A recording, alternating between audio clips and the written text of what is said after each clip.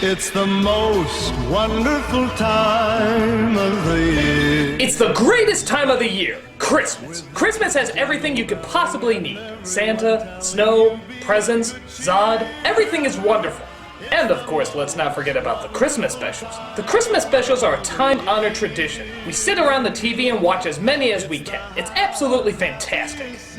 But then there's that one Christmas special that sneaks in and spoils everything. The one Christmas special that makes the rest of the Christmas specials feel bad about themselves. That particular Christmas special is Rover Dangerfield.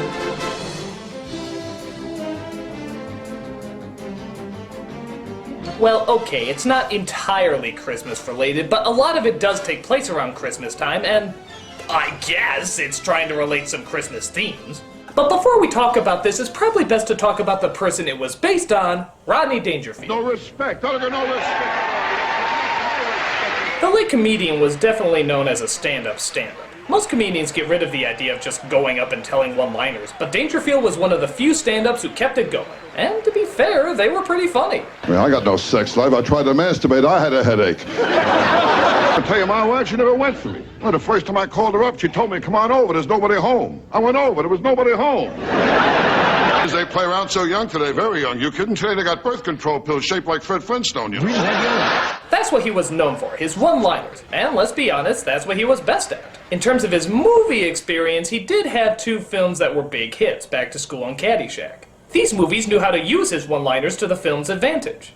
This movie does not. It's a painful little train wreck that's entirely based on just one joke. Rodney Dangerfield is a dog.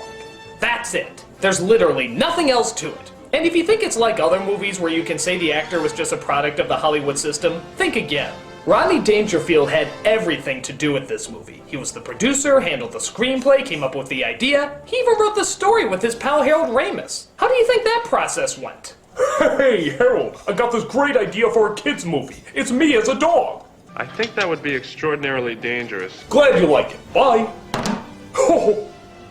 So, the big question this movie asks is, can Rodney Dangerfield do anything in a kid's movie outside of telling one-liners? Well, not to give away the ending, but no. This is Rover Dangerfield.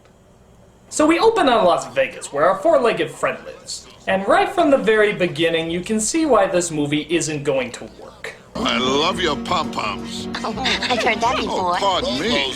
I forgot you're a poodle. Hey, first joke I made and I don't even get it. So as you can see, the dog looks exactly like Rodney Dangerfield, which I don't think is a good thing. I wouldn't mind too much, except that half the time it looks like his eyes are just staring off into space. Like they're animating a dead wooden puppet or something. Hey, look who's in town. Carmine's Canines. I used to work with them when I was a pup. Hey, so do I stand upright or walk on all fours? I wrote this movie and even I'm confused. Hey, gang. How you doing? Hey, right. Where's Flappy? Carmine fired him. He couldn't remember the routines. Well, I saw that coming. Flappy was dumb. How dumb was he? He used to walk backwards and wag his head. Hilarious. So he goes. I mean, dumb. When Carmine taught him how to sit, he forgot how to stand. Good one. Then he goes. When Carmine paper trained him, that was something. He went right in the paper. The only trouble is, Carmine was reading it. Yeah, how many more one-liners are there in this movie? Oh, God! Well, suppose it could be worse. I mean, it is a kid's film. I suppose they could be singing a song right now. No! It's a dog's life and I love it. Las Vegas is the place for me. This is the place to throw your cares away. Well, it's a dog's life and I love it. All in favor of skipping this song, say fuck off. Fuck off! Thank you! So Rover goes backstage to visit his master. What a place, huh, Eddie? Big place, big place. You know how many people work here? I don't know, a joke. 1 out of 4. So Rover's master is a showgirl named Connie, which I gotta say is a pretty risky business. Doesn't she know that everybody got AIDS and shit? Oh, Rover, you wouldn't forget my birthday. Hey, what's happening, girls? Rocky. Gee, I wonder who the villain is. Out of all the people in this room, I guess it could be anybody. No, but seriously, I think it's showgirl number 4. Actually, it turns out it's her boyfriend Rocky, what a shock, as Rover watches him partake in a shady deal. Let's see the cash. It's all here. Relax. It's another one of his phony deals. The cops! It's a setup. Let's get out of here! Wow, that is the most paranoid gang of mobsters I've ever seen. Do all their deals go like that? I mean, they could be in the middle of a meeting and one guy could be like,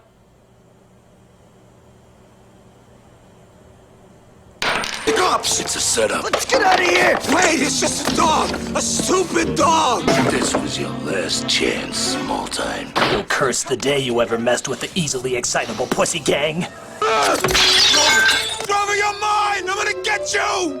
So Rover returns home only to find that Connie is leaving for a few weeks and Rocky Bow Bastard is going to be looking after him. Rocky will take care of you.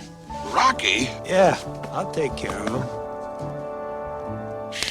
This of course begs the question, why the hell doesn't he just run? I mean, the movie shows he has plenty of time. Or could he not think up of a clever one-liner before he could do it? So he tosses Rover in a bag and proceeds to throw him over the Hoover Dam. So what's happening here? So what am I, dirty laundry? I'll miss you, Rover. Hey, hot damn, I'm rolling down the river. Looks like I'm all wet.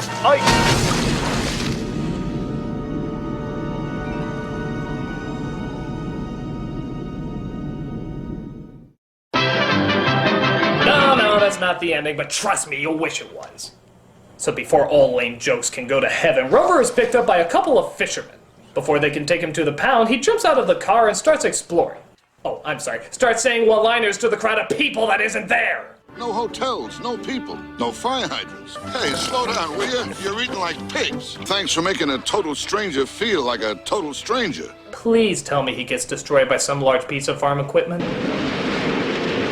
Go farm equipment! Whoa!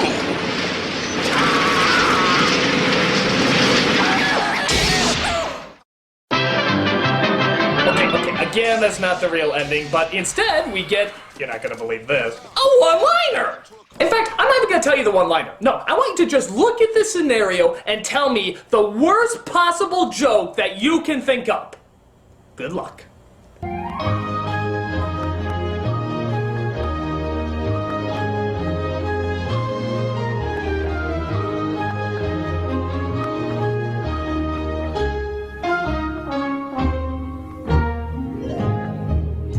Well, let's look at your answers. No, there's no point in looking at the answers because I know you all got the same fucking answer. So, everybody in the whole goddamn world say on the count of 3 what exactly the joke is. 1, 2, 3. I'm turning into a corn dog! Fuck you, movie! Fuck you! So he's picked up by a farmer and his son who want to adopt him. The son is played by the late famous voice actress Dana Hill, who you may recognize as Max from Goof Troop or Jerry from the Tom and Jerry movie. Needless to say, she still keeps her voice at half testicle dropped. Dad, stop the machine! We picked up a dog! His name is Rover. Well, at least that's what it says on the Nostalgia Critic tie. Well, we can't keep him. We got too many dogs as it is. Keep me, Dad. Ugh, what am I doing? This guy's been around. You know, they make it clear that people can't understand what the dog is saying. So, with that in mind, why are the father and son just staring at each other while the dog has an epileptic seizure? All right, Danny, you can keep him. Hey, kid, take it easy, will you? So Rover is introduced to all the incredibly colorful characters on the farm. That is, they would be colorful if they got any screen time, but nope, we get to hear Rodney recite even more one-liners. Okay, you cotton balls. Yeah, I want to pay my doctor with a hog. Your little Bo Peep days are over. What's your sign? Well, at least he doesn't tell us the really bad unfunny jokes. No. He sings those. I'd give up a bone for you.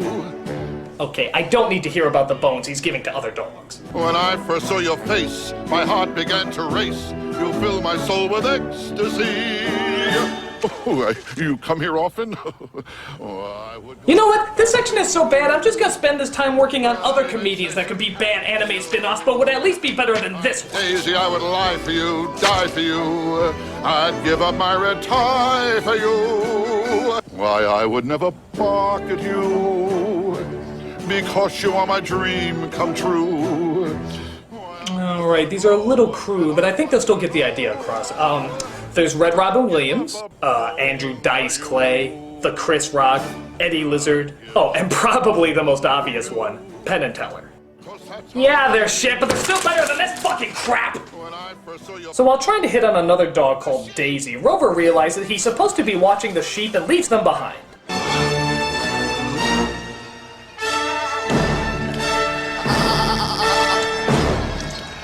What an incredibly confusing joke. The sheep ended up in the tree.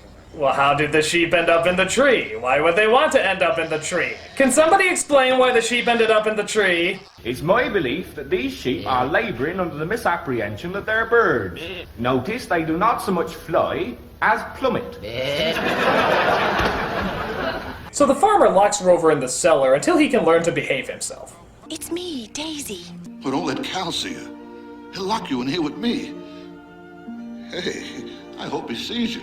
How can you make jokes when you're locked up like this? It's all I got. Haven't you noticed the painfully written dialogue in this picture? By the way, what's up with the lighting all of a sudden? We suddenly transformed into Apocalypse Bow Wow. Ma io ho un garzone di bottega che è stato mandato dal droghiere. Besides, I missed a good life. Come on, I'd like to show you something. I know they have bright lights in the city, but do they have anything as beautiful as this?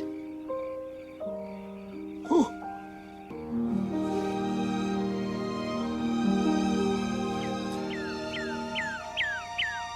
And that was the romance, folks! Pretty brief, huh? It's like Dangerfield was all on board and then halfway through he decided he hated the idea.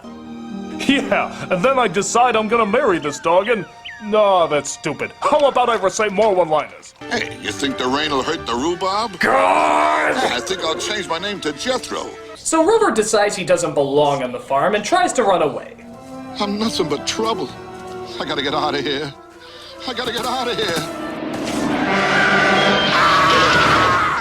God damn it, that's not the ending either! The film provides so many opportunities to kill this character and yet they never take advantage of it. Just go Old Yeller on his ass and get rid of him already!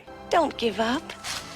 Okay, Daisy, if you believe in me. Okay, so Rover and Daisy have a scene, it ends. There's absolutely nothing to eat here. Rover and a turkey have a scene, it ends. In fact, the next couple of scenes are like that. They just sort of come and go. It's like drive-by cinema. Here's a scene, goodbye. Here's a scene, goodbye. Oh, and of course, this is all intermixed with the occasional musical number. And let me tell you, if there's ever been a song that had no reason to be made, I mean an absolutely worthless idea for a musical number in a kid's movie, take a listen to this.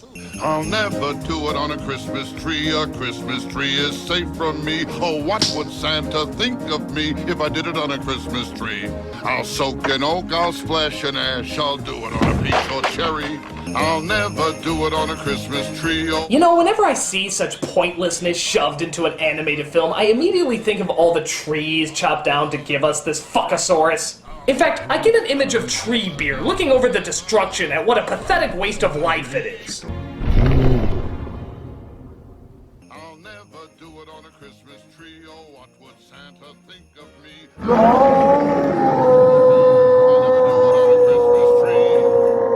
You miss someone back home, don't you?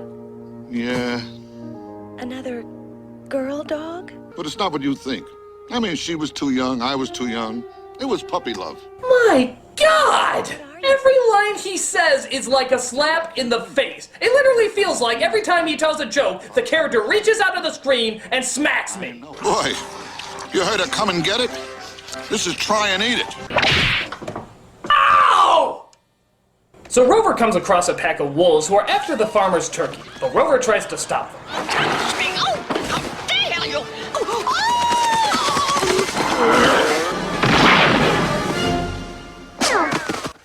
Woo!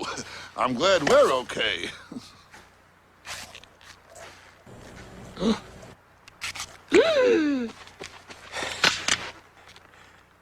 Gobble, gobble, gobble. Come on, you're okay, you're okay. Come on, come on. Come on, snap out of it, will you? Come on. I don't believe this. Okay, I'm sure many of you didn't see this incredibly dark scene in the movie theater, but let me try and recreate what the audience reaction probably was.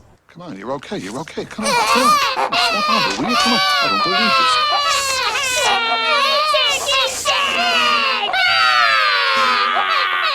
So it's decided that Rover has to die for his crimes against the farm. That's about fucking time, if you ask me.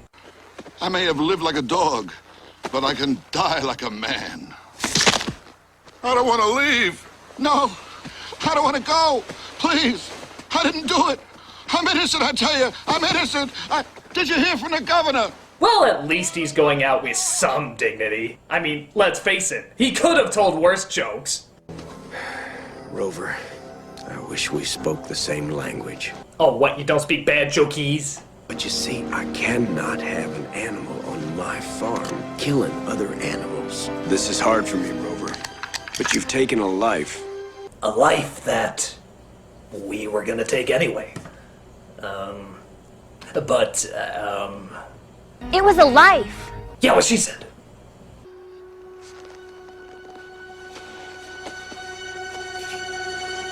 Get the title card ready. God damn it! So the wolves attack, but luckily Rover is on his A game and teaches them all a lesson. That one's for the three little pigs. I know what you're thinking. You'd rather be at Grandma's house. Who do you think you're dealing with? Little Red Riding Hood? Wow, so he compared them to the wolf from the fairy tales 3 times. It was pretty much just telling the exact same fucking joke 3 times. You know what it's like? It's like someone made a movie out of that annoying duck hunt dog. And I want to shoot that little bastard just as much as I want to fucking shoot him! No respect at all. So they get the farmer back as everybody sees that Rover has saved the day. But Connie sees in a newspaper where Rover is now and oh wow. Connie, come on. Could you bend over and pick her up again? There you go. Yeah, that's good family entertainment. So the boy lets Rover know that Connie is coming to pick him up. His reaction is, of course, heartbreaking. Dad's gonna bring the pickup around and take you to the airport. What an asshole. So just as Connie gets Rover back, her boyfriend comes in and accidentally reveals that he tried to kill the mutt. This results in a chase scene leading outside the casino. Lucky, in here. What are you doing here? This is his setup. Wanna see Hoover Dam? So in case you're keeping score at home, kids, that's 1 turkey and 1 drug dealer that get the axe in this family movie. Yet somehow the duck hunt dog comes out alive. Life's a bitch. So as you'd imagine, Rover doesn't like his old environment and prefers to live back on the farm. So he drops Connie some hints and she drives him back and lets the farmer adopt him. Thus we end with our final revelation.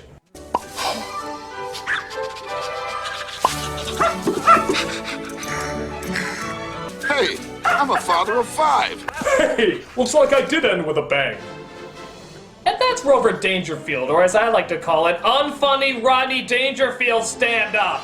It's basically the same thing as when celebrities try to write kids' books. Everybody thinks they can do it, but it takes a lot of talent to do it right. And this film does not do it right. While the animation at times can be pretty to look at, it's not worth the constant one-liners and extreme lack of any development. It's a clumsy story at best, and not worth all the time and effort it probably took to make it. If you want to see Rodney at his best, watch some of his stand-ups. If you want to see him at his worst, go find this dumbass movie and see why a bad idea should stay a bad idea. And let's pray to God there's no more animated comedian knockoffs. I mean, what's next? The Nostalgia Kitten? I'm the Nostalgia Critic. I remember... A cat credit card?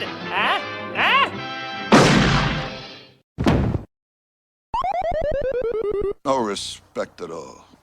I'll never do it on a Christmas tree. A Christmas tree is safe from me. Oh, what would Santa think of me if I did it on a Christmas tree? I'll never do it on a Christmas tree. That's one thing that you'll never see. Oh, you'll just have to trust in me. I'll never do it on a Christmas tree. I'll soak in oak, I'll splash in ash. Basta per piacere, qui mi trasformi in un can turco.